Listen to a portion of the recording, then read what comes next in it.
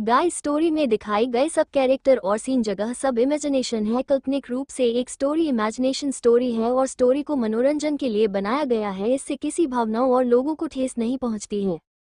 चलो शुरू करते। स्टोरी शादी से लेकर के जिस्म तक कुछ बड़ा होने वाला है। ममाया पागल हुई जा रही थी ये सोचकर कि भला अभय को हो क्या गया है। और तभी अचानक से अभय ने अपना हाथ आगे ले जाकर कुछ इंच माया की कमर पर बंधे प्लाजो के भीतर डाल दिया। शश। और बस माया के होश उड़ गए और आंखें फटी की फटी रह गईं। अभय की इस हरकत ने माया को अंदर तक झकझोर दिया था। मुंह बंद होने की वजह से बेचारी कुछ बोल तक नहीं पा रही थी। चेहरा बुरी तरह से लाल पड़ गया और आंखें बाहर निकल आई। तो वहीं अभय ने अपनी उंगलियों से और अधिक हरकत की और फिर माया के कानों को अपने होंठों से छेड़ते हुए कहा, गलत कर रही हो मोहतरमा। पहले तो खुद तुमने करीब आने के लिए उकसाया और अब जब तुम्हारे करीब आ चुका हूं तो दूर भागने पर आमादा हो। ये कहते ही अभय ने एक झटके में माया को घुमाकर अपने सामने किया और अपना हाथ उसके प्लाजो से बाहर निकालकर वो हाथ उसकी कुर्ती के भीतर ले जाते हुए उसके कोमल अंगों तक सरकाने लगा। वही माया के होंठ अब आजाद थे, लेकिन सांसें इस कदर तेज थी कि उससे कुछ नहीं बोला जा रहा था। ठाकुर साहब, क्या हुआ है आपको? माया ने अपनी आवाज को बहकने से रोका और जैसे तैसे ये सवाल किया, जिसे सुन अभय ने अपनी नाक उसकी नाक से टकराते हुए कहा, क्या हुआ मोहतरमा? मेरा छूना तुम्हें बेकाबू कर रहा है क्या? हम सच था ये, माया बेकाबू हो चली थी और वहीं अभय ने उसके जिस्म को पढ़ लिया था।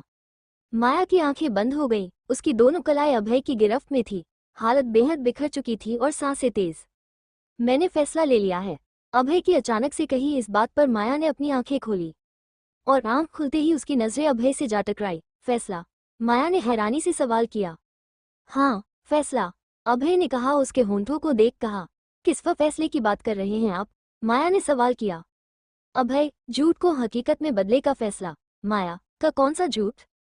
तो ये सुन अभय कुछ पल के लिए खामोश हुआ और फिर अचानक से उसने अपने होंठ माया के होंठों से टिका दिए और एक एक शब्द पर जोर देकर कहा, हमारी शादी का झूठ।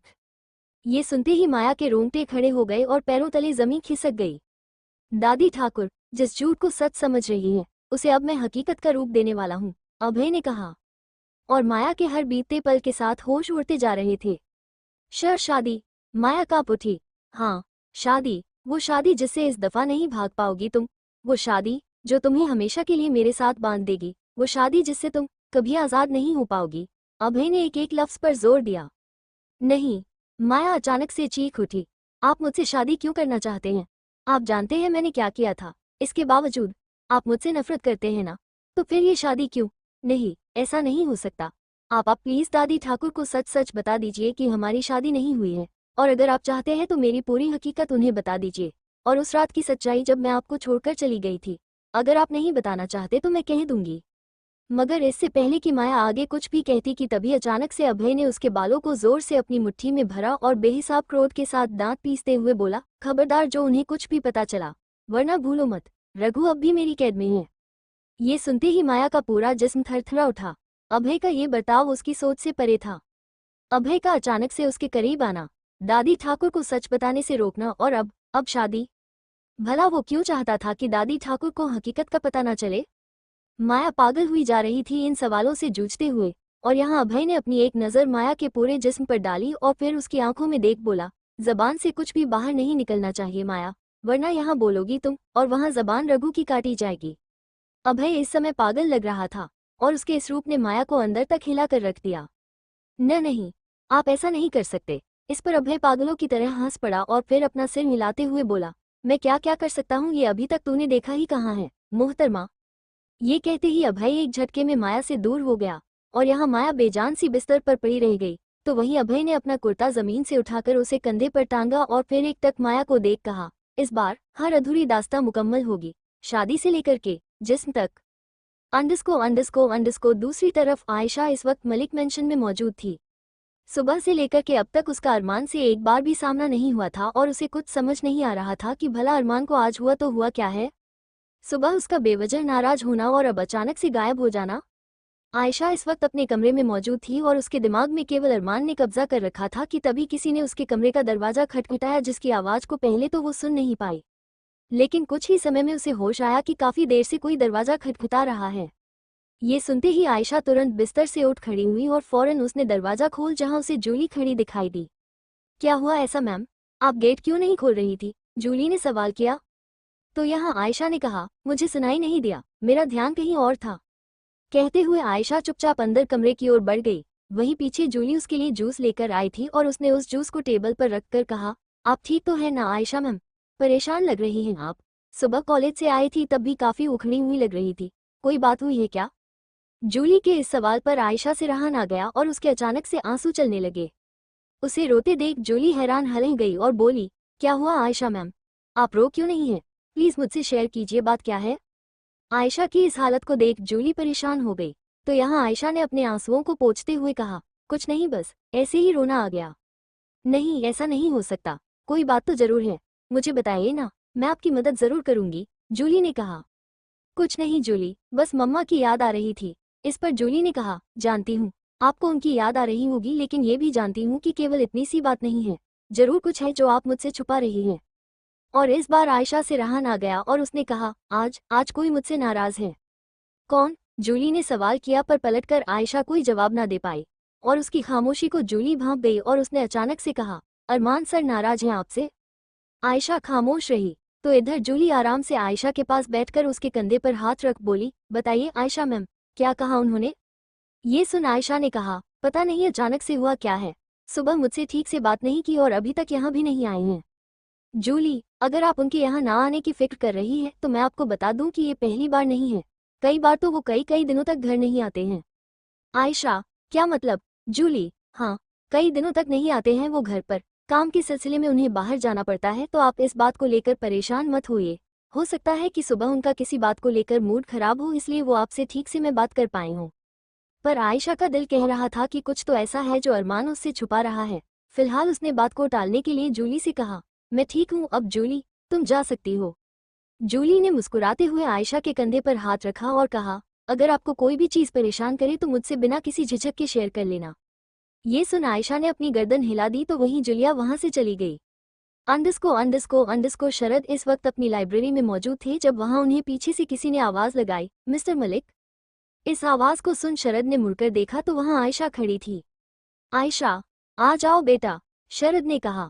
और यहाँ आयशा अंदर आई और शरद के पास जाकर बोली, क्या आप फ्री हैं? मुझे कुछ बताना था। शरद ने आराम से कहा, हाँ आयशा, बिल्कुल, मैं फ्री हूँ, बताओ क्या कहना है। वो, कल हमारे कॉलेज की ट्रिप है इसलिए मुझे बनारस जाना होगा, बस यही आपको बताने आई थी, आयशा ने कहा। इस पर शरद बोले, कोई प्रॉब्लम नहीं है, तुम्हें जहाँ जाने का मन हो तुम वहाँ जा सकती हो, बस केयरफुल रहना या फिर मैं अपने कुछ गार्ड्स तुम्हारे साथ भेज दूंगा, वो तुम्हारा ख्याल रखेंगे। नहीं नहीं, मुझे कोई गार्ड नहीं चाहिए प्लीज, मुझे ये सब अच्छा नहीं लगता, आयशा ने कहा। और ये सुन शरद ने कहा, अच्छा ठीक है, लेकिन प्लीज अपना ख्याल रखना और सतर्क रहना। जी, कहकर आयशा खामोश खड़ी हो गई और उसकी नजर ने जमीन की ओर झुकी हुई थी। तभी शरद ने कहा, क्या हुआ आयशा, कुछ और भी कहना है? इधर आयशा ने तुरंत अपना चेहरा ऊपर उठाया और अपनी गर्दन न में हिला दी, नहीं, और कोई बात नहीं, मैं चलती हूँ, गुड नाइट। कहते हुए आयशा भारी कदमों के साथ वहां से जाने लगी कि तभी शरद ने कहा, आयशा, अरमान कहाँ है? शरद के इस सवाल पर आयशा हैरान रह गई। वो खुद शरद से अरमान के बारे में पूछना चाहती थी, लेकिन यहाँ शरद तो खुद ये सवाल कर रहे थे और ये सुन आयशा हैरत भरे लहजे में मुड़ी और बोली, आप नहीं जानते वो कहाँ है? नहीं बेटा, मुझे लगा तुम दोनों साथ घर आओगे, लेकिन अरमान तो मेरा फोन तक पिक नहीं कर रहा, शरद ने कहा। और ये सुन आयशा परेशानी से भर उठी, लेकिन अचानक से वो कहाँ मैं यहाँ हूँ। अचानक से ये आवाज आयशा और शरद के कानों में पड़ी, जिसे सुन दोनों ने ही अपनी गर्दन घुमाकर देखा तो वहाँ कुछ कदमों की दूरी पर अरमान खड़ा था। अरमान के माथे पर इस वक्त एक छोटा सा बैंडेज लगा था जो केवल पास से दिखेगा। यहाँ आयशा की जान में जान आए अरमान को देख और वो भागकर अरमान के सीने से लिपट जाना चाहती थी, लेकिन शरद की वजह से रुक गई। कहाँ थे तुम अरमान, और मेरा फोन क्यों नहीं उठा रहे थे? शरद ने सवाल किया। जिसे सुन अरमान ने कहा, किसी काम में बिजी था, कहकर उसने आयशा को देखा और कहा, कहाँ जाने की बात कर रही हो तुम? अरमान के चेहरे पर अब भी एक अजीब सा ठंडापन था जो कि आयशा को डरा रहा था। वो कल मेरी बनारस ट्रिप है, इसलिए मैं वहां जा रही हूँ, आयशा ने कहा। कहीं नहीं जाओगी तुम? अरमान ने छूटते ही कहा, जिसे सुन आयशा ने कहा। और यहाँ अरमान सीधे उसके सामने आ खड़ा हुआ। अब अपने रूम में जाओ और आराम करो, गो। तो वहीं शरद ने कहा, ये क्या कह रहे हो अरमान, क्यों नहीं जाएगी आयशा? क्योंकि मैं कह रहा हूँ इसलिए, अरमान ने सीधे शरद की आंखों में देख तेज आवाज में कहा।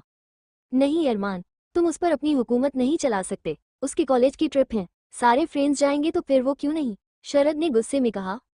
और यहाँ अरमान ने आयशा को गहराई से देख कहा, तुम कहीं नहीं जा रही, गॉट दैट। ये कहते ही अरमान बिना कोई बहस किए वहां से चला गया। तो वही शरद उसके इस बर्ताव पर लाल पीले हो गए। आयशा का दिल दुख गया था अरमान के कहीं शब्दों को सुन। तभी शरद उसके पास आए और उसके कंधे थामकर बोले, तुम फिक्र मत करो आयशा, हर चीज में मैं उसे अपनी मनमानी नहीं करने दूंगा। तुम्हें जहां जाना है तुम वहां जाओगी। इस पर आयशा ने छूटते ही कहा, मुझे कहीं नहीं जाना मिस्टर मलिक। अरमान के बर्ताव ने आज वाकई उसका बहुत दिल दुखाया था और इस बात से उसे बहुत गहरी चोट पहुंची थी और अब उसका मन कहीं जाने का नहीं था। वो तुरंत गुस्से में वहां से जाने लगी पर तभी शरद ने उसका रास्ता रोक लिया और फिर उसकी आंखों में आंखें डाल कहा, मैंने पहले ही तुम्हें वार्न किया था आयशा कि अरमान बहुत डोमिनेटिंग है, लेकिन तब भी तुमने मेरी बात नहीं सुनी। खैर, मैं गड़े मुर्दे नहीं उखाड़ना चाहता, लेकिन तुम भी आवाज उठाना सीखो। हर बात उसकी चुपचाप मान लोगी तो वो तुम्हारी सांस तक पर अपना अधिकार जमा लेगा। Don't let this happen Ayesha, please, क्योंकि तुम्हारी इस हालत पर सबसे ज्यादा तकलीफ सारिका को होगी और मैं ऐसा नहीं होने देना चाहता। इस दफा शरद की कही एक बात सच थी, लेकिन आयशा का अब मन उठ गया था कहीं जाने के लिए। पर हाँ, वो हर बार अरमान को अपने लिए फैसले नहीं लेने देना चाहती थी। इसलिए उसने एक गहरी सांस ली और फिर कहा, ओके, मैं जाऊंगी। ये सुनते ही शरद के दिल को शांति मिली और वो तुरंत मुस्कुराते हुए बोले, that's like my girl, don't let anyone rule you, okay. ये सुन आयशा ने धीरे से अपनी गर्दन हिला दी, पर इस बात से आयशा और शरद दोनों अनजान थे कि इस दफा फिर से वो अरमान के बिछाए एक जाल में फंस चुके हैं। अरमान इस वक्त अपने कमरे में विंडो के पार फैले अंधेरे को देख रहा था। बेहद शांति थी उसके चेहरे पर आने वाले तूफान से पहले की शांति। और तभी वो मुस्कुरा उठा और उसने अपने होंठों में सिगरेट दबाते हुए बेहद भयानक लहजे में कहा, कुछ होने वाला है जान, कुछ ऐसा जो हर किसी की सोच से परे है। और इतना कहते ही अरमान की खौफनाक हंसी उस कमरे में गूंज उठी। वहीं दूसरी तरफ इसी रात में कहीं एक और साजिश पनप रही थी। एक बेहद कम रोशनी वाले कमरे में किसी शख्स ने अपने कदम रखे तो वहीं उसी कमरे में रखी एक बड़ी सी कुर्सी पर बैठा था एक शख्स, और ये शख्स था अभय ठाकुर। उस कमरे में आ रहे शख्स को देख अभय उठ खड़ा हुआ और फिर मुस्कुराकर उस शख्स को देख कहा, मुबारकबाद नहीं दोगे? ये कहते ही उसने सामने खड़े शख्स से अपना हाथ मिला लिया। तो वहीं उस शख्स के होंठों पर एक दर्द भरी मुस्कान आ गई, मुबारकबाद दूंगा, पर तब जब वो होगा जो हमने सोचा। तो इस पर अभय भयानक रूप से मुस्कुराया और उसने कहा, अब वही होगा जो अभय ठाकुर चाहेगा। और ये कहते ही बाहर से एक तेज बिजली तड़की जिसकी रोशनी उस कमरे तक फैल गई और वही रोशनी उस शख्स के चेहरे पर जा गिरी जो कि कोई और नहीं बल्कि रघु था। साड़ी से झांकती कमर ले गई चैन, सजा तो मिलेगी अगली सुबह। सुबह के 7 बज चुके थे। आयशा इस वक्त अपने कमरे में बैठी कपड़े पैक कर रही थी। हालांकि उसका मुंह लटका हुआ था और चेहरे पर किसी तरह की चमक नहीं थी कि तभी अचानक से वो कुछ सोचते हुए वो बुरी तरह से झुंझुला उठी और उसने अपने हाथ के पकड़ी टॉप बिस्तर पर फेंक कर खुद अपना सर पकड़कर बेड पर जा बैठी। वो जा जरूर रही थी बनारस, लेकिन उसके मन में अब बिल्कुल भी इच्छा नहीं बची थी कहीं जाने की। हुआ क्या है इन्हें, एक तो बात तक नहीं कर रहे, ऊपर से कल अगर कुछ कहा भी तो सीधा ऑर्डर सुनाकर चले गए कि मैं कहीं नहीं जाऊंगी। क्यों नहीं जाऊंगी मैं? अगर प्यार से मना करते तो क्या जा रहा था इनका, लेकिन नहीं, हर वक्त बस सरूसी शक्ल बनाए घूमते हैं। मुस्कुराना तो आता नहीं, लेकिन तमीज से बात तक नहीं कर सकती, कहकर आयशा बिस्तर से खड़ी हुई और फिर मिरर के सामने जाकर खुद को देखते हुए बोली, क्या आयशा, तुम्हें भी ऐसे ही सरू इंसान से प्यार करना था, और वो भी एक गैंग?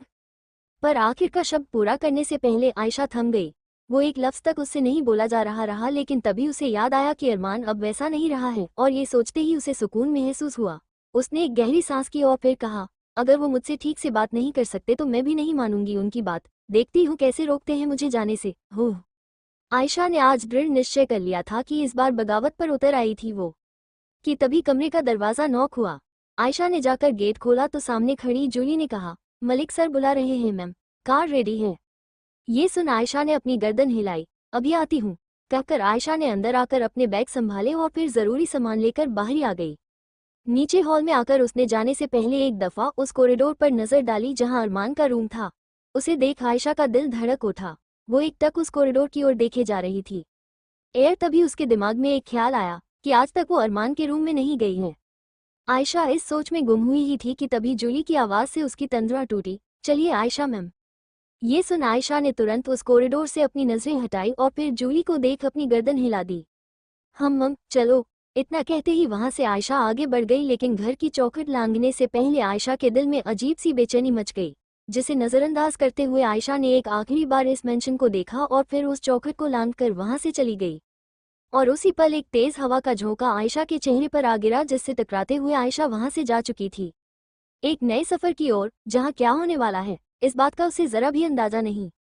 अंडरस्को अंदर आलीशान कमरे में अरमान इस वक्त शर्टलेस था। उसने अपने लग्जूरियस कमरे के कॉर्नर में बने एक बार से एक शराब की बोतल उठाए और उसे ग्लास में डालने के बाद वो धीरे से अपने रूम की विंडो के पास आ खड़ा हुआ। उस विंडो से बाहर का सारा नजारा दिख रहा था और वहीं से एक कार दिख रही थी जिसमें इस वक्त आयशा का सामान रखा जा रहा था। और वहीं पर चुपचाप खड़ी थी आयशा, यानी अरमान खुद अपनी आंखों दे आयशा को जाते हुए देख रहा था, मगर इसके बावजूद वो खामोश खड़ा था। चेहरे पर ना जाने कैसे एक्सप्रेशन थे और उन्हीं फेसलेस एक्सप्रेशन के साथ अरमान ने एक टक आयशा को देखते हुए उसने अपने हाथ में पके शराब के ग्लास को अपने होंठों से लगा लिया और उसका घूंट पीते हुए वो बिना पलके झपकाए आयशा को देखने लगा। वही आयशा इन सब चीजों से बेखबर जाने से पहले शरद से मिली तो शरद ने उसे अपने गले लगाते हुए कहा, अपना ख्याल रखना। आयशा ने खामोशी से अपनी गर्दन हिला दी और फिर सीधे जाकर कार में बैठ गई। तो इधर अरमान की आंखों में एक अजीब सी गहराई आ गई, जिसके साथ वो आयशा को खुद अपनी आंखों से जाते देखता रहा और उसके देखते ही देखते वो कार वहां से चली गई। उस कार को जाते देख अरमान कुछ पलों तक खामोश रहा और तभी उसने उस शराब के ग्लास को एक किनारे रखा और फिर अपने दोनों हाथ पैंट में डालते हुए बोला, मेरे खिलाफ गई हो आयशा, सजा तो मिलेगी। ये कहते ही अरमान के चेहरे पर डार्कनेस ने अपना कब्जा जमा लिया। अंडस्को दूसरी तरफ माया इस वक्त अपने कमरे में बैठी थी। कल रात अभय ने जो कुछ भी कहा था वो सब शब्द उसके दिमाग में अब भी ताज़ा थे और एक एक लफ्ज उसे बखूबी याद था। माया को बेहद घबराहट महसूस हो रही थी। उसे ऐसा लग रहा था कि वो चारों तरफ से फंस चुकी है कि तभी किसी ने कमरे का दरवाज़ा खटखटाया। ये सुन माया ने जाकर दरवाज़ा खोला तो देखा सामने रंजीत खड़े हैं। उन्हें देख माया के हाथों की मुट्ठियां कस गईं। वही रंजीत ने कहा, अंदर चलो माया। रंजीत की आवाज़ बेहद सख्त थी और माया इनकार भी नहीं कर सकती थी। वो एक किनारे हुई, जिसके बाद रंजीत अंदर आए और उन्होंने कहा, अभय क्या करने वाला है? मुझसे शादी। माया ने छूटते ही बिना रंजीत से नजरें मिलाए कहा। तो यहाँ रंजीत के होश उड़ गए। ये सुन, क्या कहा? शादी? हाँ, और इस बार मेरे पास भागने का भी रास्ता नहीं है, इसलिए ये मत कह देना कि फिर से भाग जाऊं, क्योंकि तुम खुद जानते हो कि वो मुझे अब कहीं नहीं जाने देंगे। कहते हुए माया ने नफरत से रंजीत को देखा और तभी रंजीत बेहद क्रोध में चीख उठा, लेकिन अभय ऐसा क्यों करना चाहता? हाँ, ये कहकर रंजीत अचानक से माया के करीब आया और उसने उसकी कलाई बेरहमी से पकड़ते हुए दांत पीसकर कहा, सच सच बता, कहीं तू डबल गेम तो नहीं खेल रही है ना? हाँ। माया अपनी कलाई छुड़ाने की मुशक्कत करते हुए बोली, ये क्या बकवास कर रहे हो? मैं क्यों भला ऐसा करूंगी? कान खोलकर सुन ले माया, अगर मेरे कान में जरा भी भनक लगी कि तूने अभय को सारी सच्चाई बता दी है तो जानती है कि मैं क्या करूंगा। एक पल नहीं लगेगा और तेरी जिंदगी बर्बाद कर दूंगा, और ये तू बखूबी जानती है कि ये बर्बादी कैसे होगी। रंजीत इस वक्त राक्षस लग रहा था। तो वही माया की आंखें भर आई उसके शब्द सुन मैं। पर इससे पहले कि वो कुछ भी कहती कि तभी वहां उन्हें किसी के आने की आहट महसूस हुई, जिसे महसूस कर वो दोनों एक दूसरे से दूर हुए और यहाँ माया ने अपना हुलिया ठीक किया। तभी वहां मंजरी आई जो माया को देख बोली, दादी ठाकुर ने आपको नीचे बुलाया है। ये सुन माया ने अपनी गर्दन हिलाई और फिर एक नजर रंजीत को देख वहां से मंजरी के साथ चली गई। यहाँ उसे जाते देख रंजीत दांत पीस कर रह गया और अपने बाल नोचते हुए बोला, अभय क्यों करना चाहता है माया से शादी, वो भी इतना सब कुछ होने बावजूद? रंजीत का दिमाग खराब हुआ जा रहा था ये सोच सोचकर। अंडस्को नीचे रुक्मणी इस वक्त एक बड़े से सोफे पर बैठी थी। जब वहां माया का आना हुआ, उसे रुक्मणी ने ऊपर से नीचे तक देखा, जिसने इस वक्त गुलाबी रंग का चूड़ीदार पहना हुआ था। सिंदूर और मंगलसूत्र क्यों नहीं लगाती हूँ माया? रुक्मणी की आवाज बेहद सख्त थी और यहाँ माया उनके सवाल पर घबरा उठी। जी वह भूल गई। सच में यकीन नहीं होता माया कि तुम वही हो जिसे मैंने इतना चाहा और जिस पर इतना विश्वास किया, और अब तुम ऐसे बर्ताव करती हो मानो तुम ठाकुरों की बहू नहीं बल्कि एक बेवकूफ लड़की हो। रुक्मणी माया पर चिल्ला उठी। तुमने हमारा इस बार बहुत दिल दुखाया है माया। खैर, इसमें तुम्हारे श्रृंगार का सामान है और तुम यही पहनकर बनारस चलोगी। ये कहकर रुक्मणी मंजरी से कुछ इशारा किया, जैसे देख मंजरी एक बड़ी सी थाल में कुछ लाई और उस थाल को उसने माया के हाथों में पकड़ा दिया। उसे देख माया ने कहा, ये इसमें क्या है? तुम्हारा श्रृंगार, जिसे तुम करना भूल गई है। साड़ी और मंगलसूत्र सिंदूर है और पूरा 16 श्रृंगार करना है तुम्हें। रुक्मणी की इस बात और माया हैरान रह गई। वो मन ही मन परेशानी के साथ बोली, शादी हुई ही नहीं है तो भला ये सिंदूर कैसे लगा सकती हूँ मैं, और इनकार भी नहीं कर सकती, तो फिर क्या करूँ अब? माया बहुत परेशान हो उठी थी कि तभी उनके कानों में अभय की आवाज पड़ी। पहले शादी तो हो जाने दीजिए दादी ठाकुर। ये सुन रुक्मिणी ने हैरानी से अभय को देखा। क्या मतलब, शादी तो हो चुकी है ना? रुक्मिणी ने कहा। इस पर अभय उनके पास आकर बोला, लेकिन आप भी जानती हैं कि वो शादी किन हालातों में हुई, इसलिए मैं इस बार सब कुछ फिर से करना चाहता हूँ। मैं और माया फिर से शादी करने वाले हैं दादी ठाकुर, और इस दफा आपके सामने। ये सुन रुक्मिणी ने एक नज़र अभय को देखा और फिर माया को। कुछ पलों तक वो खामोश रही, पर फिर उन्होंने कहा, ठीक है, हमें तुम्हारा ये फैसला मंजूर है। कहकर उन्होंने माया को देखा, लेकिन ये साड़ी पहननी पड़ेगी तुम्हें माया। जाओ अपने कमरे में और तैयार हो जाओ जाकर। ये सुन माया की जान में जान आई और वो तुरंत एक नज़र अभय को देख वहां से चली गई। तो यहाँ उसके जाते ही दादी ठाकुर ने अभय को देख कहा, हमें तुम्हारा फैसला मंजूर है अभय, पर इसका मतलब ये नहीं कि जो सच तुमने हमसे छिपाया इसके लिए हमने तुम्हें माफ कर दिया है। तो इस पर अभय ने कहा, मुझे उम्मीद है कि मैं आपको ये सच छिपाने की जायज़ वजह बता पाऊँ। ये सुन रुक्मिणी ने एक गहरी सांस ली और फिर कहा, उम्मीद है। ये कहते ही रुक्मिणी वहां से चली गई। तो वहीं उनके जाते ही अभय के चेहरे पर अजीब से भाव आ गए, और कुछ ही पलों में अभय का पर्सनल जेट रेडी था जिससे वो सब बनारस जाने वाले थे। अभय बाहर अपने गार्ड से कुछ बात कर रहा था कि तभी उसके पैरों में किसी की पायलों की आवाज आई, जिसे सुन वो थम सा गया, और जैसे ही मुड़ा तो मानो वक्त ठहर गया। सामने से लाल रंग की साड़ी में आ रही माया को देख उसकी धड़कनें बढ़ गई।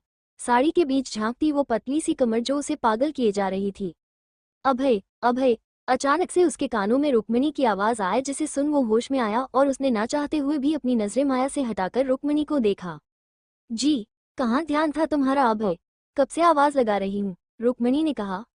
वो बस ऐसे ही, चलिए चलते हैं, कहते हुए अभय की नजरें रह रहकर माया की ओर फिसल रही थी। तो इधर रुक्मिणी ने माया से कहा, चलो माया। ये सुन माया उनके पास आई और अभय की नजदीक से गुजर गई। तो यहाँ उसके करीबी के एहसास ने अभय के दिलो दिमाग का संतुलन बिगाड़ दिया। उसकी नजर रह रहकर माया की उस कमर पर जा रही थी जिसे देख वो पागल हुआ जा रहा था। कुछ ही समय में वो सभी जेट में बैठे थे। ये जेट बेहद लग्जूरियस था। 2 छोटे छोटे रूम बने थे उसमें रेस्ट करने के लिए और सभी सुख सुविधाओं से परिपूर्ण था ये जेट। रुक्मिणी अपनी सीट पर बैठ चुकी थी तो वहीं माया के पसीने छूट गए। वो रुक्मिणी के साथ बैठी हुई थी, पर तभी अंदर आ रहे अभय ने उसके चेहरे की परेशानी को भांप लिया था। वो अपनी सीट पर जाकर बैठा जो ठीक माया के पीछे थी, और तभी जेट स्टार्ट हो गया और इसी के साथ माया की सांसें तेज हो गई। रुक्मिणी ने जब उसे डरते देखा तो कहा, क्या हुआ माया, डर क्यों रही हो? वो मुझे डर लग रहा है, मैं अब तक प्लेन में नहीं बैठी हूँ। उसकी आवाज़ बुरी तरह से लड़खड़ा गई, और जब अभय ने उसके शब्दों को सुना तो अब वो खुद रेस्टलेस हो गया। वो अभी उसके करीब जाना चाहता था, लेकिन रुक्मिणी के रहते कैसे? और यहाँ रुक्मिणी ने एक नज़र अभय को मुड़कर देखा और फिर कुछ सोचते हुए बोली, छोटी बहू को अंदर ले जाओ अभय। ये सुनते ही मानो अभय के मन की मुराद पूरी हो गई हो। वो तुरंत उठ खड़ा हुआ और आगे आकर उसने माया को खड़ा किया। वही माया से डर के मारे खड़ा तक नहीं हुआ जा रहा था और उसके कदम डगमगा, जिन्हें संभालते हुए अभय ने एक झटके में बिना रुक्मिणी की परवाह किए उसे अपनी गोद में उठा लिया। ये देख रुक्मिणी ने अपनी नजरें घुमा ली तो वही माया के हाथ अभय के कंधों पर जाकर कस गए। यहाँ अभय बिना एक पल गवाए उसे अंदर बने रूम में ले गया, और जैसे ही अभय माया को अंदर लाया तो उसे खड़ा करने की बजाय उसने माया को सीधे वहां रखे बिस्तर पर लिटा दिया। माया के हाथ अभय के कंधों में फंसे थे और उसने डरते हुए अभय को देखा। ठाकुर साहब। शश। अभय ने तुरंत उसके होंठों पर अपनी एक उंगली टिका दी और दूसरे हाथ से पहले उसके खुले पेट को टटोला, जिसे छूने के लिए कब से उसके हाथ तड़प रहे थे, और उसे टटोलने के बाद अचानक से उसके पेट को मसल दिया। सस। माया सिसक उठी, आंखें बंद हो गईं और नाखून अभय के कंधों पर जा कसे। Continued Abhay and Maya sizzling chemistry. Ayesha का शक। अभय माया की आंखों में देखे जा रहा था और दोनों तरफ सांसें बेहद शोर करने लगी। होंठ आपस में टकरा रहे थे लेकिन अभी तक एक दूजे में ना घुले कि तभी अभय का वो हाथ जो माया के पेट पर कसा हुआ था उसे चलाते हुए वो उसके कमर पे कसी साड़ी के भीतर ले जाने लगा, जिससे माया की आंखें फैल गईं। वो जैसे ही अभय को कुछ बोलने को हुई उस पल अभय ने अपने होंठ उसके होंठों पर रख दिए, लेकिन ये एक किस नहीं थी। बिना हरकत किए वो होंठ एक दूसरे के ऊपर टिके थे। माया बेतहाशा अभय के कंधों को खुद से दूर धकेल रही थी, लेकिन अभय के आगे उसका जोर नहीं चला। और वहीं अभय ने माया से बेकाबू आवाज में कहा, कितना पागल किया है तुमने मुझे कि नफरत में भी वस्तु ही दिखाई देती है। वही माया का जिस्म भी ढीला पड़ने लगा था। ये कैसी नफरत है आपकी, मैं समझ नहीं पा रही हूँ ठाकुर साहब। माया की आवाज बहकने लगी और सांसें तेज। समझना तो तुम्हें मुश्किल है मोहतरमा, कभी प्यार कभी बेवफाई, क्या है तुम्हारा रूप? अभय ने उसी बहके अंदाज के साथ कहा। और इसी के साथ अभय के हाथ उसकी कमर पर हरकत करने लगे कि तभी उसने माया की साड़ी की प्लेट्स खोल दी और ये महसूस करते ही वो सिहर उठी, लेकिन अभय की पकड़ से आज़ाद ना हो पाई। उसका शरीर कांपने लगा था। मत कीजिए, वो तड़प उठी। क्या ना करूं? अभय ने नशीली आवाज में कहा। माया, आप मुझे ऐसे नहीं छू सकते। अभय, कैसे माया? माया, प्लीज जाने दीजिए। अभय, कभी नहीं। इतने में ही माया की साड़ी उसकी कमर से खुल गई, जिसे खोलने वाले हाथ अभय के थे। और अभय के हाथ महसूस करते ही वो तड़प उठी कि तभी अभय ने अपने हाथ उसकी कमर के पीछे ले जाकर अचानक से उसकी कमर को ऊपर की ओर उठा दिया, जिससे माया के शरीर ने एक आक्षेप ले लिया और वो बेतहाशा मछली की तरह मचल उठी। कि तभी उसने अभय की कंधे पर अपने हाथ कसते हुए कहा, मत कीजिए ठाकुर साहब, मुझसे ये सहा नहीं जाता। लेकिन उसे क्या पता था कि अभय इस वक्त रोकने के मूड में बिल्कुल नहीं है। वो बिना एक पलक झुकाए माया के चेहरे को देखे जा रहा था और यहाँ माया की पलकें झुकी हुई थी। वो अभय से नजरें मिलाने की काबिल नहीं थी। इस सच को तो खुद वो भी नहीं ठुकरा सकती थी कि जब भी अभय उसके करीब आता था तब तब वो पिघल उठती थी। पर ऐसा लगता था कि वो अब खुद के और अभय के बीच में किसी भी तरह की दूरियों को हमेशा के लिए मिटा देना चाहती है। और उसके चेहरे की यही तड़प अभय बखूबी पढ़ सकता था। कि तभी उसने अपनी नज़र माया के पूरे जिस्म पर डाली और फिर धीरे से अपने होंठ उसकी गर्दन पर रखते हुए कहा, तुम्हारा ये सहमा हुआ बदन मुझे बहुत रास आ रहा है मुहतरमा। ये कहते ही अभय ने अपने होंठ माया की गर्दन के एक नाजुक से हिस्से पर रख दिए, जिससे माया का पूरा शरीर थरथा उठा और वो बुरी तरह से कांप गई। नहीं, मत कीजिए प्लीज। माया ने एक दफा फिर उसे रोकने की कोशिश की, लेकिन उसके हाथों में अब कोई जान नहीं रही थी।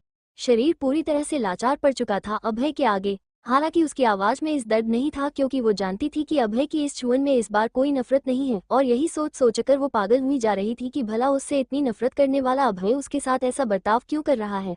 आखिर एक दिन में अचानक से हुआ तो हुआ क्या, जो उसका बर्ताव इस हद तक बदल गया। और इधर अभय ने अपने होंठ माया की गर्दन पर रखे और फिर धीरे से उन होठों को उसके जिस्म पर नीचे बढ़ाते हुए कहा, ऐसे कैसे रुक जाऊं, अभी तो बस शुरुआत है।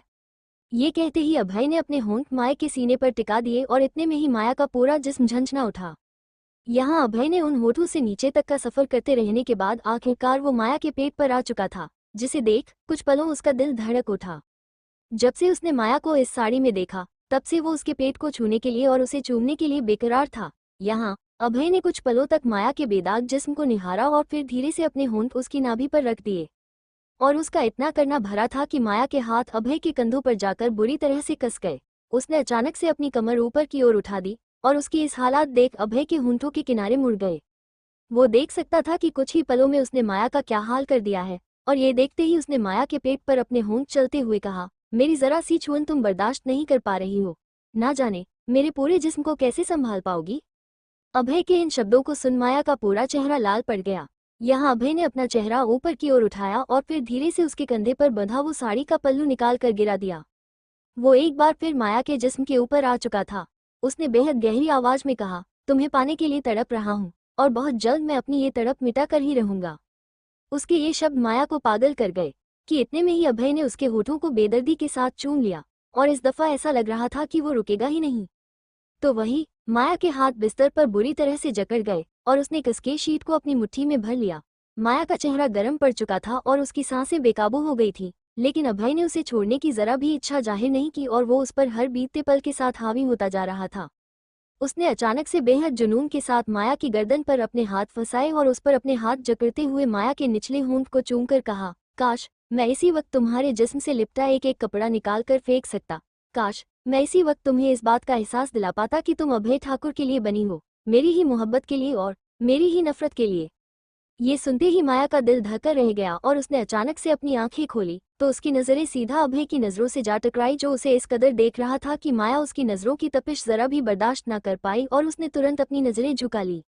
इधर अभय ने अचानक से उसे पलट कर लिटा दिया और अब उसकी पीठ अभय के सामने थी। पर इससे पहले कि माया कुछ भी सोच या समझ पाती तब तक अभय उसके ब्लाउज की डोरियों को खोल चुका था। ये महसूस करते ही माया ने अपनी आंखें बंद कर ली और उसने कहा, दादी ठाकुर बाहर हैं, आप ये क्या कर रहे हैं? हुआ क्या है आपको? मुझे कुछ समझ नहीं आ रहा है ठाकुर साहब। आखिर एक दिन में ऐसा भी क्या बदलाव हुआ जो आपकी नफरत ने ऐसा मोड़ ले लिया? तो ये सुन अभय उसके ऊपर हावी हुआ और उसने माया के कंधों पर अपने होंठ चलते हुए कहा, ना तुम मेरी नफरत समझ पाओगी ना मोहब्बत।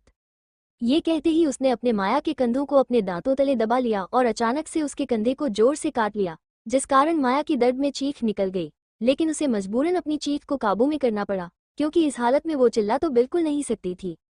तो वहीं इधर अभय ने उसके कंधे को छोड़ा और उधर उसने एक झटके में माया को घुमाकर अपने सामने लिटाया, जिसके बाद पलक झपकते ही उसके होंठ माया से टकरा चुके थे।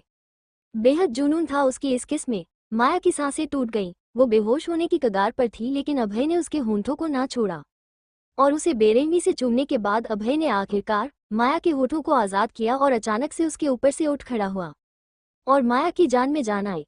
अभय अपने कपड़े ठीक करने लगा, लेकिन उसकी नज़रें केवल माया के जिस्म पर थी। तो वही माया इस वक्त खुद को छुपा लेना चाहती थी, क्योंकि वो जानती थी कि वो इस वक्त किस हालत में अभय के सामने है और उसे खुद की इस हालत पर शर्म आ गई। उसने तुरंत अपनी नज़रें झुका ली और खुद को फौरन बेड पर बिठाते हुए एक चादर से लपेट लिया। यहाँ उसे बेहद गहराई से देखते रहने के बाद अभय ने अपनी कॉलर ठीक की और फिर धीरे से बोला, हवेली पहुंचकर बेहद इत्मीनान से सब करूंगा। और ये कहकर वो तुरंत वहां से बाहर चला गया। तो वही माया का मुंह फटा रह गया उसके शब्दों को सुन। इधर अभय बाहर आया तो रुक्मिणी ने उससे सवाल किया, अब ठीक है माया? अभय के चेहरे पर अब एक चमक थी। जी दादी ठाकुर, अब बिल्कुल ठीक है। ये कहते ही वो मुस्कुरा उठा। तो वही कुछ समय में बेचारी माया अपनी साड़ी और हालत सुधार कर बाहर आई।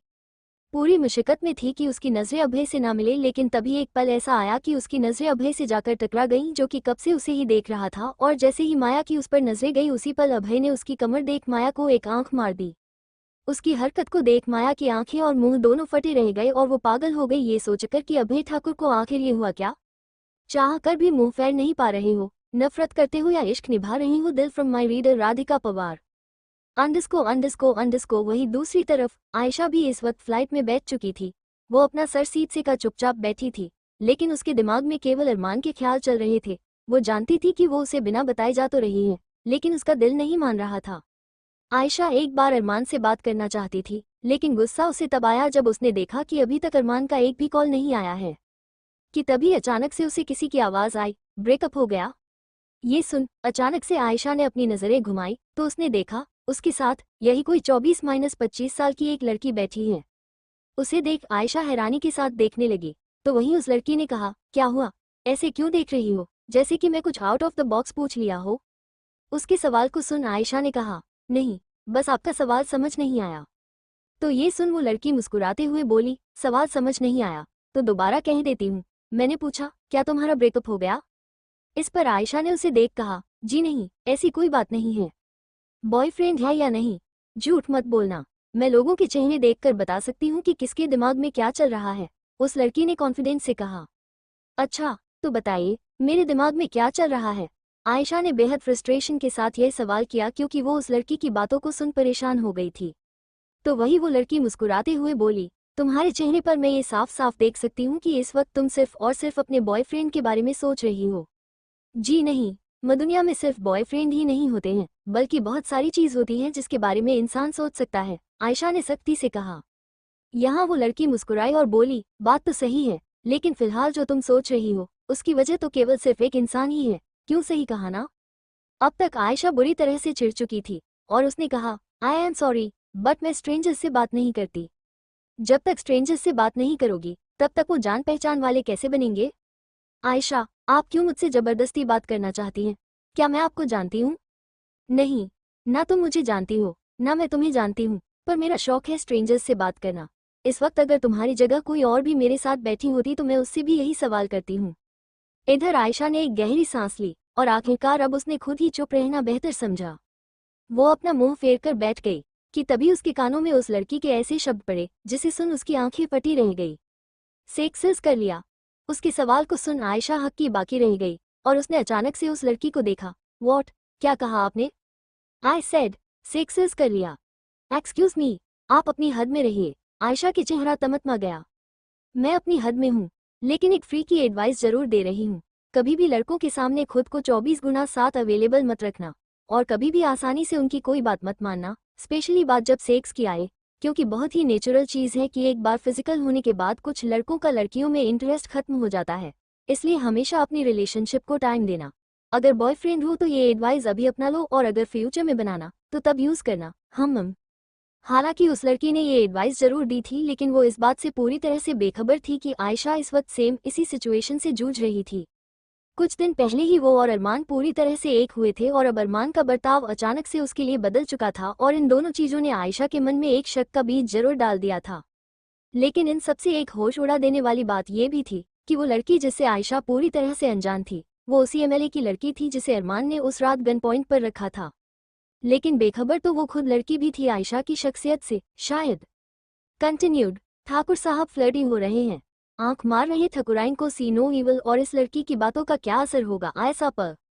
हवाओं में इश्क बहता है, बाहों में भर लिया बनारस, महादेव की नगरी बनारस। और ये तो तमाम जगह सुना होगा कि यहाँ की हवाओं में इश्क बहता है। खैर, हकीकत है ये बात, क्योंकि इतनी खूबसूरत जगह है, भला किसी को यहाँ इश्क कैसे ना हो। अगर किसी शख्स से मोहब्बत नहीं होती है तो इंसान खुद बनारस से मोहब्बत कर बैठता है, इतना खूबसूरत है ये शहर। और इसी शहर की सरजमीन पर आयशा अपने कदम रख चुकी थी। जैसे जैसे वो अपने कदम बढ़ती जा रही थी वैसे वैसे बनारस के भीतर समाती जा रही थी। पर इस वक्त उसके चेहरे पर किसी भी तरह की खुशी नहीं थी। न जाने कब से वो इस दिन को अपनी जिंदगी में आते हुए देखना चाहती थी कि किसी दिन वो खुद बनारस में होगी और यहाँ की हवाओं को महसूस करेगी, लेकिन अब मानो उसे घुटन महसूस हो रही थी। और ये घुटन सिर्फ और सिर्फ उस लड़की के कहे शब्दों को सुन। वो एक एक शब्द आयशा के कानों में तीर की तरह चुभ रहे थे। वो पूरी कोशिश कर रही थी कि इन शब्दों को अपने दिमाग से हमेशा के लिए निकाल दे, लेकिन चाहकर भी इन शब्दों को निकाल नहीं पा रही थी, क्योंकि अरमान का अचानक से बदला हुआ बर्ताव आयशा को जो तकलीफ पहुंचा रहा था, उस तकलीफ ने केवल आयशा के दिल में उमड़ रहे दर्द को बढ़ावा दिया था। और साथ ही साथ न चाहते हुए भी रह रहकर उस लड़की के कहे शब्द आयशा के दिमाग में शोर किए जा रहे थे कि तभी अचानक से उसके सामने एक आदमी आया और उसने कहा, मिस आयशा मुखर्जी। ये सुन आयशा की तंद्रा टूटी और उसने कहा, जी, मुझे मिस्टर मलिक ने भेजा है आपको पिक करने के लिए। चलिए आप मेरे साथ, मैं आपको कैंप तक ड्रॉप कर देता हूँ, उसके बाद वहाँ से आपकी कंप्लीट ट्रिप कॉलेज की तरफ से प्रोवाइड की जाएगी। ये शख्स शरद के खास मैनेजर थे जो इस वक्त आयशा की देखरेख में थे। उनकी बात सुन आयशा ने अपनी गर्दन हिला दी और फिर अपना सामान लेकर आगे बढ़ गई। वहाँ खड़े कुछ गार्ड्स ने आयशा के बैग को बैक सीट पर रखा और वहीं आयशा सीधे कार में आ बैठी। कुछ ही पलों में वो कार बनारस की सड़कों पर दौड़ने लगी। आयशा अपना सिर कार की सीट से टिकाकर बैठ चुकी थी कि तभी अचानक से उसका फोन बज पड़ा और फोन की आवाज सुन आयशा को होश आया और उसने बेहद उत्सुकता में अपने होठों पर मुस्कान के साथ उस फोन में कॉलर आईडी को देखा, क्योंकि उसे उम्मीद थी कि ये अरमान का ही कॉल होगा, और इस उम्मीद ने अचानक से उसके ढीले पड़ चुके शरीर में जान ला दी थी। पर सारी उम्मीदें टूटकर चकनाचूर हो गई जब उसने देखा कि ये अरमान का कॉल नहीं बल्कि शरद का कॉल था। होठों पर जिस मुस्कान ने दस्तक दी थी वो अचानक से गायब हो गई और उसने बेमन से फोन उठाया। दूसरी तरफ से शरद ने कहा, आयशा, तुम आराम से पहुंच गई ना, कोई दिक्कत तो नहीं हुई?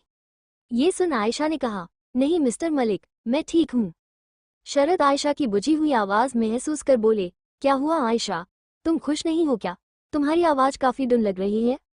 इस पर आयशा ने एक गहरी सांस ली और कहा, नहीं, वो बस ट्रैवलिंग की वजह से थोड़ी थक गई हूँ, मैं ठीक हूँ। अच्छा ठीक है, अपना ख्याल रखना और कोई भी दिक्कत हो तो सबसे पहले मुझे इन्फॉर्म करना। ये कहकर आयशा फोन काटना चाहती थी, पर तभी न चाहते हुए भी उसने ये सवाल कर लिया, मिस्टर मलिक, वो क्या हुआ आयशा, क्या कहना चाहती हो? वो अरमान के बारे में पूछना चाहती थी पर नहीं पूछ पाई। नहीं कुछ नहीं, बस ऐसे ही, रखती हूँ, बाय कहकर उसने तुरंत फोन काट दिया और उस फोन को गुस्से में कार की सीट पर फेंक कर अपना सर पड़कर बैठ गई। अचानक से उसकी आंखों से आंसू चलने लगे। वो जानती थी कि अगर सच में अरमान ने उसके साथ कुछ और वक्त तक ये बर्ताव किया तो वो बुरी तरह से टूट जाएगी, क्योंकि अरमान सिर्फ उसकी मोहब्बत नहीं बल्कि वो शख्स बन चुका था जिसके बिना जीना उसके लिए अब नामुमकिन सा होगा। आयशा का दिल नहीं मानता था कि अरमान किसी भी कीमत पर उसे दगा देगा, पर दिमाग तो अलग ही गुस्ताखी पर उतर आया था और ये दिमाग रह रहकर उसे वो चंद शब्द याद दिला रहा था जो उसे लड़की ने कहे थे। दिमाग का ये डगमगाता शोर शायद उसके दिल पर भारी पड़ रहा था। अंडस्को दूसरी तरफ अभय और माया भी बनारस आ चुके थे। उनके आते ही वहां पर गाड़ियों का एक लंबा काफिला आ रुका। बनारस में अभय की जो ठाठ और उसकी जो पहचान थी उससे सिर्फ कोई वाकिफ था। बच्चा बच्चा ठाकुर खानदान के बारे में जानता था और हर किसी को अभय ठाकुर का यहाँ खौफ था, क्योंकि अभय यहाँ पर कोई मामूली शख्स नहीं बल्कि वो था जिसके आगे हर कोई झुक जाता था। खुद पुलिस की गाड़ियां उसकी सिक्योरिटी के लिए यहाँ आ खड़ी हुई। माया पहले भी ये राजठाट देख चुकी थी, पर हर बार उसे ये सब बेहद विशाल और नया सा लगता था। वो जानती थी कि यहाँ पर अभय की इजाजत के बिना एक दिन तिनका भी नहीं हिल सकता। खैर, कुछ ही समय में वो सब अपनी अपनी कार में बैठ गए। अभय अलग कार में बैठा था तो वहीं रुक्मिणी और माया एक साथ दूसरी कार में आकर बैठ गई। और तभी पुलिस के सायरन की आवाज वहां पर गूंज उठी और ये सायरन की आवाज कुछ ही पलों में वहां से अभय की गाड़ियों के साथ वहां से आगे बढ़ गई और तमाम गाड़ियों का काफिला बनारस की जमीन पर दौड़ने लगा। माया की नजर बाहर की ओर टिकी थी। वो जानती थी कि यहाँ उसने क्या पाया है और क्या खोया है। बनारस बेहद अजीज था उसके लिए, जब वो यहाँ से गई थी तब उसने सोचा भी नहीं था कि वो फिर कभी वापस आ पाएगी, लेकिन एक बार फिर उसने बनारस में कदम रखे थे, और वो भी केवल अभय की वजह से। एक दफा फिर वो अभय के साथ बनारस आ चुकी थी, उस अभय के साथ जिसके लिए उसने ये जगह छोड़ दी थी, हमेशा हमेशा के लिए। कुछ ही समय में वो सभी गाड़ियां एक बेहद विशाल हवेली के आगे आकर रुकी। ये हवेली इतनी बड़ी थी कि पहली नजर में आंखों में भी ना समा पाए। उस हवेली को देखते ही माया के दिल की धड़कनें बढ़ गई। न जाने कितने पल यहाँ बिताए थे उसने, अच्छे बुरे हर तरह के पल। उन लम्हों को याद कर माया की आंखें नम हो गईं, जिन्हें उसने तुरंत छुपा लिया। कि तभी दो गार्ड ने आकर उसकी कार का दरवाजा खोला, जिसे देख माया धीरे से बाहर निकली। दूसरी तरफ से रुक्मिणी भी बाहर निकल चुकी थी। वहीं आगे खड़ी कार से अभय बाहर निकला और उसके बाहर निकलते ही उसके आसपास उसे गार्ड्स ने कवर कर लिया। अभय के चेहरे पर जो कुछ वक्त पहले उस जेट में एक फ्लिटी मुस्कान थी, वो मुस्कान गायब हो चुकी थी और अब उसके चेहरे पर बेहद सख्ती थी। अब लग रहा था वो अभय ठाकुर, जिससे पूरा बनारस थर-थर कांपता था। इधर माया को देख रुक्मिणी ने कहा, चलो अंदर बहू। ये सुन माया ने अपनी गर्दन हिला दी और जैसे ही आगे बढ़ाने को हुई कि तभी रास्ते में उसकी नज़र वहां खड़े रंजीत पर गई, जो एक टक उसे बेहद नफरत से भरी नजरों से के साथ देख रहे थे। उनकी नजरों को देख माया कुछ पल के लिए थम सी गई, पर तभी उसने अपनी नजरें सामने की ओर बढ़ा दी और उन्हें अनदेखा कर वहां से आगे बढ़ गई। कुछ ही समय में माया उस हवेली की चौखट पर खड़ी थी जहां रुक्मिणी उसके साथ थी, और माया जैसे ही उस चौखट के अंदर अपने कदम बढ़ाने को हुई तभी उसके कानों में एक आवाज आई, रुक जाइए छोटी बहू रानी, इतनी भी क्या जल्दी है अंदर आने की। इस आवाज को सुन माया के कदम जहां के तहां रुक गए। वहीं रुक्मिणी ने भी माया का हाथ पकड़कर उसे खड़ा रहने का इशारा किया और खुद उस चौखट को लांघकर अंदर चली गई। कि तभी माया की नज़र सामने से आ रही एक महिला पर गई, जिसने इस वक्त अपने हाथों में एक आरती की थाल पकड़ रखी थी और उम्र तकरीबन 38 वर्ष थी। चेहरे पर एक मुस्कान थी, पर उस मुस्कान को देखकर ही बताया जा सकता था कि ये खुशी की मुस्कान तो जरा भी नहीं है, बल्कि मन में कुछ ना कुछ जहर तो जरूर है। वो महिला ठीक माया के सामने आकर खड़ी हो गई और उसे देखते हुए बोली, यकीन नहीं होता कि एक बार फिर आप आ ही गई है छोटी बहू रानी। माया उसकी बात पर धीरे से मुस्कुराई। हालांकि माया की मुस्कान में किसी भी तरह की चमक नहीं थी, मानो वो जानती हो कि उसके सामने खड़ी इस महिला के होठों पर जो भी खुशी है वो सिर्फ और सिर्फ एक दिखावा है। कि तभी रुक्मिणी ने वहां खड़े एक आदमी से कहा, अभय को बुलाओ। ये सुन वो आदमी तुरंत वहां से गया और कुछ ही समय में वहां अभय का आना हुआ। अभय इस वक्त माया के साथ चौखट पर खड़ा था, तो वहीं उसकी जरा सी करीबी भी अब माया के जिस्म को झकझोर रही थी। इधर उस महिला ने कहा, क्या बात है देवर जी, इतनी देर कर दी बहू रानी को यहाँ लाने में कि साल भर बीत गया। भाई हमने तो उम्मीद ही छोड़ दी थी और लगा मानो कहीं बहू रानी किसी और के साथ। महिमा। अचानक से रुक्मिणी उस महिला की ओर देख चिल्लाई जिसका नाम महिमा था। कुछ भी बोलने से पहले एक बार ये सोच लेना कि किसके बारे में बोल रही हो, भूलो मत, बहू है वो ठाकुर खानदान की। रुक्मिणी चिल्ला उठी। रुक्मिणी के आगे बोलने की किसी की भी हिम्मत नहीं थी और उनकी तेज आवाज सुन महिमा भी सिहर गई, पर फिर उन्होंने कहा, माफ कीजिए दादी ठाकुर, पर क्या आपने इस लड़की से ये सवाल किया कि एक साल से कहाँ गायब थी? इसका जवाब अभय हमें देगा, क्योंकि इतने वक्त से अभय ने ही माया का राज हमसे छिपाया है कि वो कहाँ थी और कहाँ नहीं, इसलिए हम इत्मीनान से इस बारे में सवाल करेंगे। फिलहाल दोनों का प्रवेश कराओ हवेली में, रुक्मिणी ने चिर परिचित सख्त लहजे में कहा। और यहाँ महिमा दिल में जहर और चेहरे पर दिखावा लिए माया और अभय की आरती उतारने लगी। आरती उतारने के बाद महिमा ने कहा, अंदर आ जाइए अब। पर ना जाने क्यों ये कहते ही उनके होंठों पर एक मुस्कान आ गई, और ये मुस्कान किसी अच्छाई की ओर तो जरा भी इशारा नहीं कर रही थी। माया इस वक्त बिना किन्हीं सैंडल्स के हवेली की चौखट पार करने वाली थी, पर उसने एक कदम आगे बढ़ाया ही था कि तभी माया की चीख निकल गई और उसके कदम लड़खड़ा गए, पर इससे पहले कि वो गिरती कि तभी अभय की मजबूत बाहों ने उसे थाम लिया और उसी वक्त सबकी नजर उसके कदमों से निकल रहे खून पर गई। रुक्मिणी ने हैरानी से कहा, ये खून? महिमा तुरंत बोल उठी, हे महादेव, लगता है यहाँ कांच पड़ा था जो कि बहू रानी के पैरों को चुभ गया। बेचारी, आते ही अपशगुन सा शुरू हो गया। महिमा की माया के लिए फिक्र सरेआम झूठी थी और उनके कहीं कड़वे शब्द हकीकत। यहाँ अभय का लहू खौल उठा माया का खून देख। वो अचानक से चीखा, यहाँ कांच कैसे आया? सभी नौकरों को यहाँ बुलाओ, तुरंत। अभय की गरजती हुई आवाज सुन हर कोई सिहर उठा, तो वही अभय ने अचानक से माया को अपनी गोद में उठा लिया और बिना किसी की परवाह किए वो सीधा उसे हवेली के अंदर ले आया। अंडस्को दूसरी तरफ आयशा इस वक्त बस में थी और इस बस में कॉलेज के सारे स्टूडेंट्स थे। सब हंस मुस्कुरा रहे थे और नाचने गाने में व्यस्त थे, लेकिन आयशा का इन सब में मन नहीं लगा। कि तभी जिसके पास प्राची ने आकर कहा, तू क्यों मुंह सड़ा कर बैठी है, चलना, सब कितने मजे कर रहे हैं। ये कहकर प्राची उसे खींचकर सीट से उठाने लगी, लेकिन आयशा ने अन्य ढंग से कहा, नहीं प्राची, मेरा मन नहीं है। तो फिर तू आई ही क्यों है जब मन नहीं है? चल चुपचाप, बहस मत कर मुझसे। ये कहते ही प्राची ने खींचकर आयशा को सीट से उठा दिया। यहाँ आयशा इनकार करती रह गई पर प्राची ने उसकी नहीं सुनी। वहीं बस में एक गाना फुल बेस के साथ चल रहा था। यारा तेरे सदके इश्क सिखा, मैं तो आई जग तज के इश्क सिखा। जब यार करे परवाह मेरी, मुझे क्या परवाह इस दुनिया की। गाने के बोल लगातार बस में गूंजते जा रहे थे और यहाँ बॉयज एंड गर्ल्स सब मिलकर डांस करने में व्यस्त थे। और इसी दौरान मस्ती मजाक में सब आयशा को भी अपने साथ डांस करने के लिए खींचने लगे। जग मुझ पे लगाए पाबंदी, मैं हूं ही नहीं इस दुनिया की।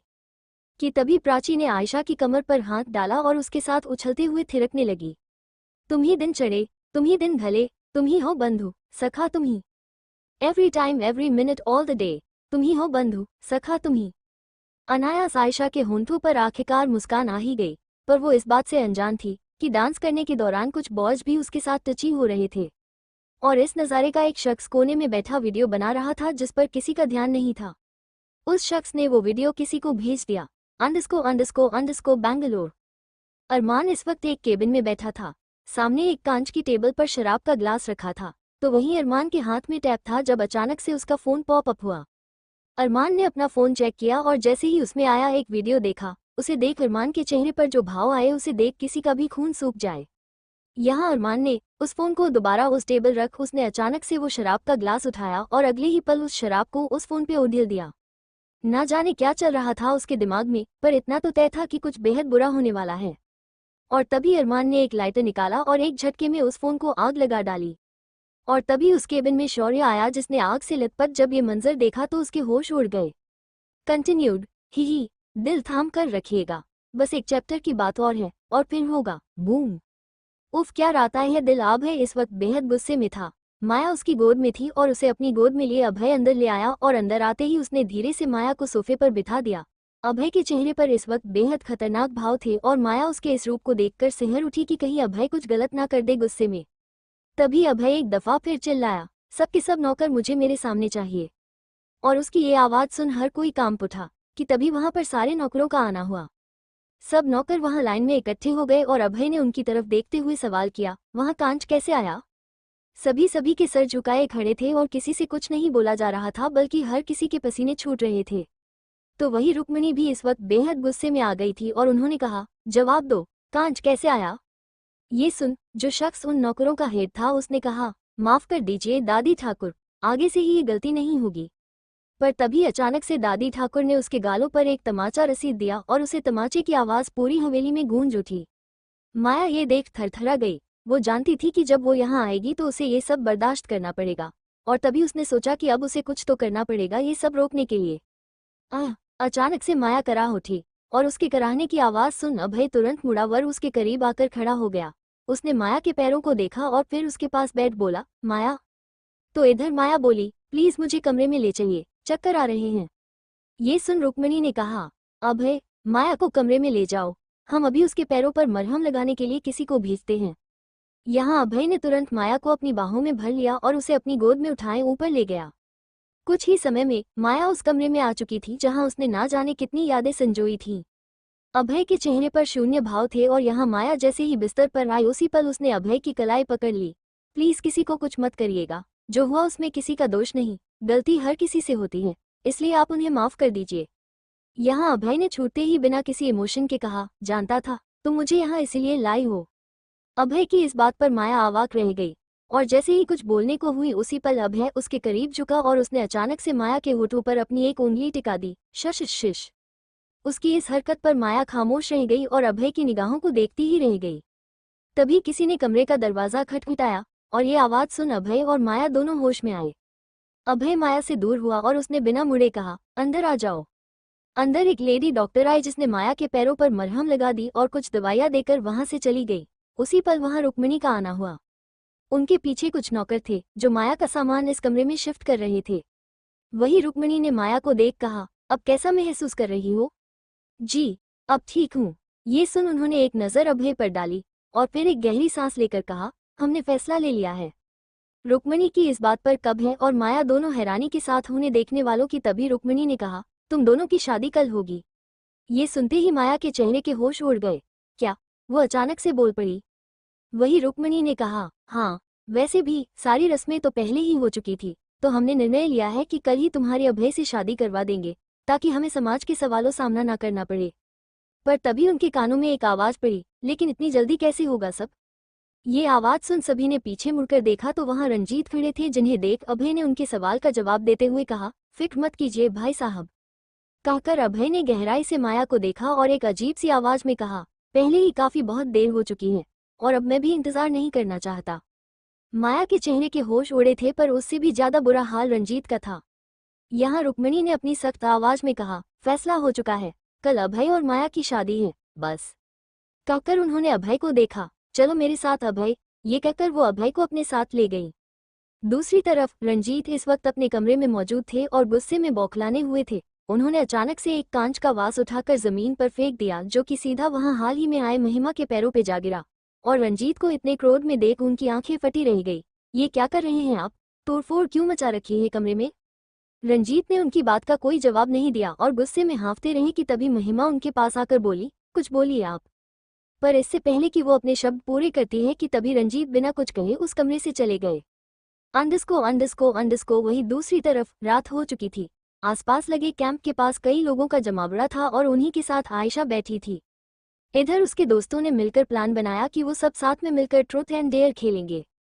आयशा फिर से इन सब में कोई दिलचस्पी नहीं दिखा रही थी, लेकिन फिर से प्राची ने उसे खींच लिया और इस वक्त यही कोई 10-12 स्टूडेंट बीच में जलती आग के इर्द गिर्द घेरा बनाकर बैठे थे। गेम अपने रूल्स के हिसाब से शुरू हुआ। बोतल घुमाई गई और पहला निशाना किसी लड़के पर आया जिसने डेयर चूज किया, और जाहिर सी बात है कि उसके दोस्तों ने बहुत ही खतरनाक डेयर दिया था उसे, और इसी तरह गेम कंटिन्यू रहा कि तभी बोतल आयशा की ओर आ रुकी और ये देख आयशा की आंखें फैल गईं कि तभी उनमें से एक ने कहा, बोलो मिस आयशा, ट्रुथ या डेयर? अरे ये तो डरपोक है, डेयर क्या लेगी? उसकी किसी दोस्त ने कहा। तो वहीं आयशा बोली, ट्रुथ। चलो ठीक है, तो कौन सवाल करेगा आयशा से?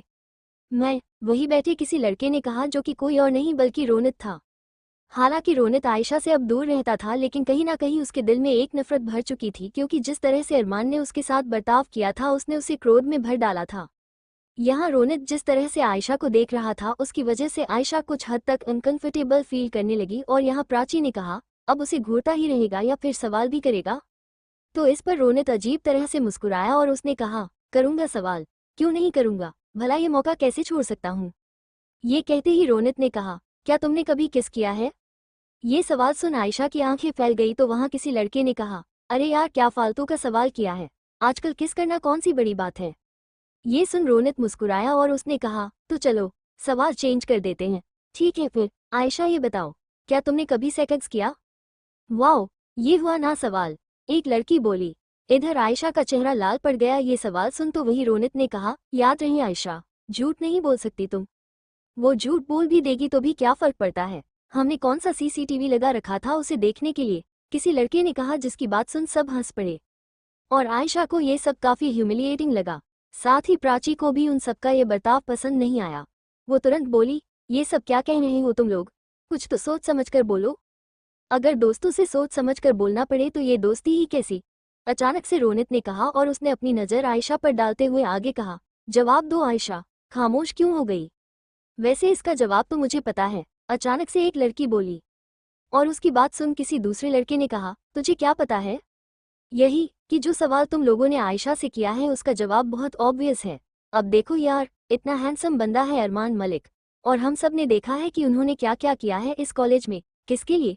दिया आयशा के लिए। ऊपर से इतना रिच, तो फिर कौन लड़की उसे देखकर खुद को रोक पाएगी? वैसे आयशा, मानना पड़ेगा, बहुत ही जबरदस्त शख्स को फंसाया है। उस लड़की की इस बात पर हर कोई हंस पड़ा और यहाँ आयशा अपना सिर झुकाए रह गई। उसकी आंखों से आंसू चलने लगे थे और वो तुरंत वहां से उठकर भाग गई। उसे जाते देख प्राची को बहुत बुरा लगा। उसने सोचा नहीं था कि ये सब उसके साथ ऐसा बर्ताव करेंगे कि तभी वो रोनित को गुस्से में देख बोली, हुआ क्या है तुझे Ronit? How could you talk to her like that? पर रोनित ने कोई जवाब ना दिया। वो बस गुस्से में उस ओर देखे जा रहा था जहां इस वक्त आयशा गई थी। कुछ वक्त बाद प्राची जब आयशा के कैंप में आए तो उसने देखा आयशा इस वक्त अपना सामान पैक कर रही है। उसे सामान पैक करते देख प्राची हैरान रह गई और उसने कहा, ये तो क्या कर रही है आयशा, ये सारे कपड़े क्यों पैक कर रही है? इस पर आयशा ने तुरंत कहा, मैं जा रही हूँ। क्या? प्राची हैरान रह गई। यार तू पागल है क्या? उस रोनित को जवाब देने की बजाय खुद यहाँ से भाग रही है। कब तक ऐसी रहेगी तू? तुझे कुछ बोलना नहीं आता है क्या? प्राची खिसिया पड़ी। मुझे किसी से कुछ नहीं बोलना है, मैं जा रही हूँ यहाँ से और ये मेरा आखिरी फैसला है। ये कहकर आयशा ने अपना सारा सामान पैक कर लिया और तुरंत वहाँ से जाने लगी। प्राची ने सोचा भी नहीं था कि मैटर यहाँ तक बढ़ जाएगा कि तभी उसने कहा, और टीचर्स, उनसे क्या कहेगी? उनसे बात कर लूंगी मैं, तुझे मेरी फिक्र करने की जरूरत नहीं है। अब प्लीज मेरे रास्ते से हट जाओ और मुझे जाने दे यहाँ से। ये कहते ही आयशा बिना प्राची की बात सुने वहाँ से चली गई और प्राची उसे जाते देखती ही रह गई। उसके होश उड़ चुके थे ये देखकर कि आयशा सच में यहाँ से चली गई।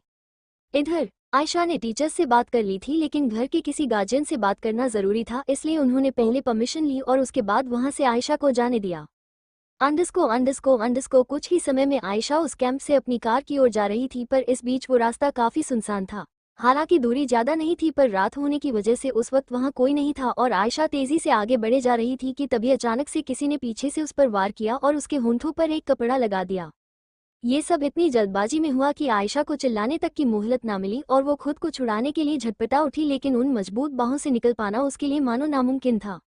और कुछ ही पलों में उसकी आंखें बंद होने लगी, उसे चक्कर आने लगे और एक पल न लगा कि वो बेहोश होकर उस शख्स की बाहों में ढेर हो गई।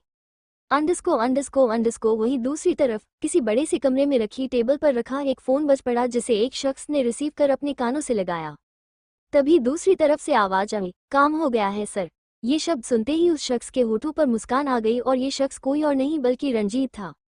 उसी हवेली में आज बाहर शाम परवान चढ़ चुकी थी। ठाकुरों का जश्न था, क्योंकि कल अभय की शादी थी।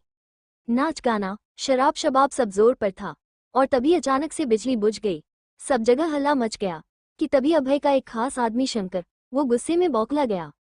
क्या हरामपंती है साला, बिजली कैसे चली गई? ये तनातनी बड़ी ही थी कि तभी बगीचे में एक तरफ लाइट जगी, जहां एक लड़की मेज पर घूंघट डालकर बैठी थी। सबकी नजर उस तरफ गई, पर वीर उसका ध्यान कहीं और था। वो बार काउंटर पर आया और उसने शराब की एक बोतल खोलकर सीधे उसे अपने मुंह में उधेल लिया। वही वो लड़की जिसने काफी चमकीले धमकीले कपड़े पहने थे। अब उसने धीरे से कुछ बोलना शुरू किया। क्यों खाक करते हो शराब के नशे में ये शाम? जरा इधर तो गौर फरमाओ, मुझमें नशा है ऐसा कि भुला जाओगे सारे मेखानों के जाम। उसने अपनी बहका देने वाली आवाज में कहा और आखिरकार अपना घूंघट हटा दिया। उस एक पल में पूरी शाम एक बार फिर जगमगा उठी। सब की सब सीटियां बजाने लगे, चिल्लाने लगे और वाह वाह करने लगे। अब वाकई कमाल का जादू छाया था।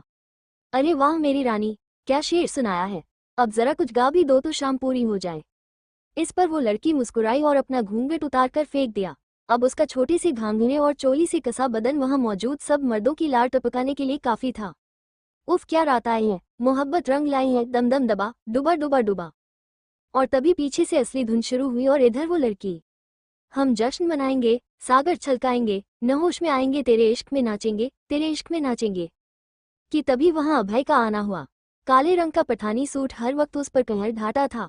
उसके कटीले भाव किसी को भी घायल कर दे। अभय को देख भला वो लड़की अब किसी और को कैसे देख पाती, इसलिए सबको पीछे छोड़ती हुई वो अभय के पास आई। झूमेंगे जाएंगे, हम ढोल बजाएंगे, तेरे इश्क में नाचेंगे। और अब वो अभय को छूते हुए थिरकने लगी। तभी अचानक से अभय ने उस लड़की की कलाई कसकर पकड़ ली और उसे अचानक से खींच लिया। हो क्या रात आई है, मोहब्बत रंग लाई है, हम जश्न मनाएंगे, सागर छलकाएंगे, न होश में आएंगे, तेरे इश्क में नाचेंगे, तेरे इश्क में नाचेंगे। उसे देख शंकर झूमते हुए उस लड़की और अभय के इर्द गिर्द घूमने लगा कि तभी अचानक से अभय ने शंकर के हाथ में पकड़ी उस शराब की बोतल को जमीन पर फेंक दिया। तूने तड़पाया है, तुझको तड़पाएंगे, तुझको तड़पाएंगे, तेरे इश्क में नाचेंगे। कि तभी अभय वहां से आगे बढ़ने लगा तो पीछे से शंकर ने उसके कंधे को पकड़कर उसे रोक लिया और उसे भी अपने साथ नचाने लगा। अभय अब वहां से सब छोड़ते हुए आगे बढ़ गया और वो लड़की अभय के ऊपर इस कदर फिदा हो चुकी थी कि अब उसके अलावा किसी और को देखना तक हराम था उसके लिए। वहीं दूसरी तरफ माया कहीं से अपने कमरे में वापस आ रही थी। अंदर आकर उसने दरवाजा बंद किया और दुपट्टे से अपना मुंह पोंछकर वॉशरूम की तरफ जाने को हुई।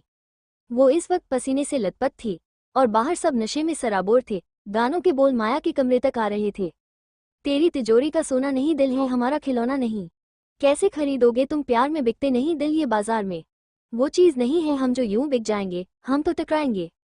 इधर कमरे में पसीने से लथपथ माया वॉशरूम की तरफ जाने को हुई। कमरे में इस वक्त काफी अंधेरा था, लेकिन बहुत जल्द ये अंधेरा छट गया। अचानक से लाइट जली, माया के कदम ज्यों की त्यों जम गए। उसका दिल धक्का रह गया। लेकिन अभी तो असली झटका लगना बाकी था। किसी ने पीछे से ही उसकी कमर में हाथ फंसाकर उसे खुद के बदन से चिपका लिया। चिलम को पता है अंगारों से आशिकी का अंजाम, दिल में धुआं और दामन में बस राख ही रह जाएगी। बेहद धीमे मगर डरा देने वाली आवाज में वो शख्स उसके कानों में फुसफुसाया, जो कि कोई और नहीं, अभय था। हेलो गाइस, अगर आपको स्टोरी पसंद दे रही है तो प्लीज ज्यादा से ज्यादा शेयर करें और लाइक कमेंट करके जरूर बताएं एपिसोड कैसा लगा, और मेरे चैनल को सब्सक्राइब करके 2000 कंप्लीट करवा दीजिए। Thank you for listening headphone दिल।